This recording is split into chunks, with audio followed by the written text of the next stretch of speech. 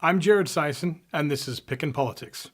During last year's election for President of the United States, Hillary Clinton called me deplorable. She didn't know why half of us would stay with Donald Trump despite all of his failings. Today's vlog installment is Deplorables Explained. Let's go back more than 20 years. There was a president, just happened to be Hillary Clinton's husband, William Jefferson Clinton. During the 90s, was brought up on charges of perjury before the United States Congress.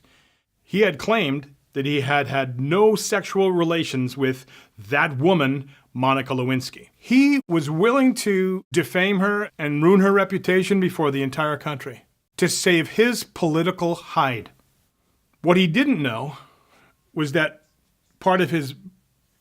some of the fluids from his body remained on one of her dresses. When they did a forensic test on the dress, it confirmed, in fact, that he did have a relationship with Monica Lewinsky. Well, he came out and admitted it, and he apologized for lying to everyone.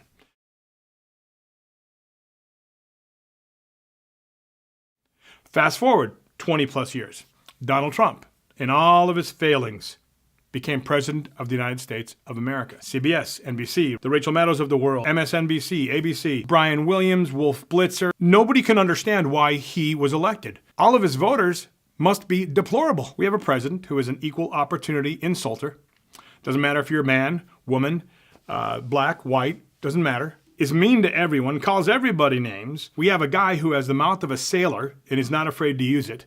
When he was exposed in that trailer, when he didn't know he was being recorded, those who would do Trump in, they had that recording of him in the trailer for 5 years. Was it 5, 6 years? That could have been released earlier. But no, when they found that they had it, they said, we're going to wait for our October surprise. This is going to be our nuclear bomb on Donald Trump's campaign. Surely, this bombshell of him speaking in the trailer about women and grabbing their genitalia, this is going to be enough for his supporters to say, sorry, we've had enough. Well, it wasn't.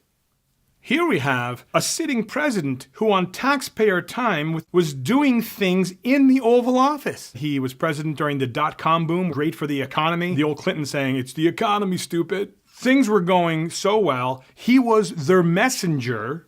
Donald Trump was a private citizen. He was recorded covertly, and they saved this as an atomic bomb. Bill Clinton was the left's messenger. Donald Trump was the right's messenger.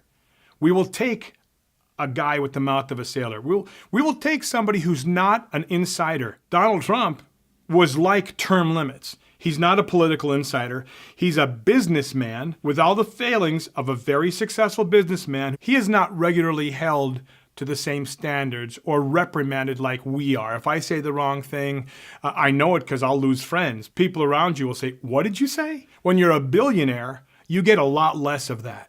So he didn't learn in the way we've learned. I'll forgive him for that.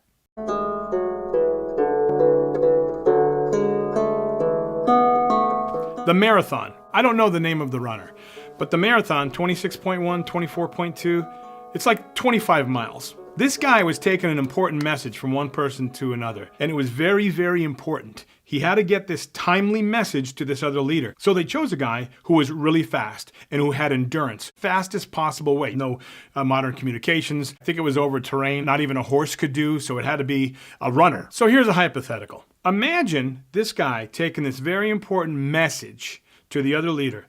Let's say on the way, he got aggravated with people being in his way, and he kneed to the chest an old woman. And while she was going down, he got really still aggravated, and he gives her an elbow to the face. He never did, guys. This is a hypothetical. The guy who they named the marathon after, who did the original marathon, he didn't hit an old woman. But I'm saying to you, if he had hit an old woman and smacked her in the face, would they have stopped the message sending process? Donald Trump is our messenger with all of his failings. And this is something that the left doesn't see. The left doesn't see the 30 or 40 years of frustration where we've been told to shut up or they're going to hang the label of fascist, racist, bigot, homophobe.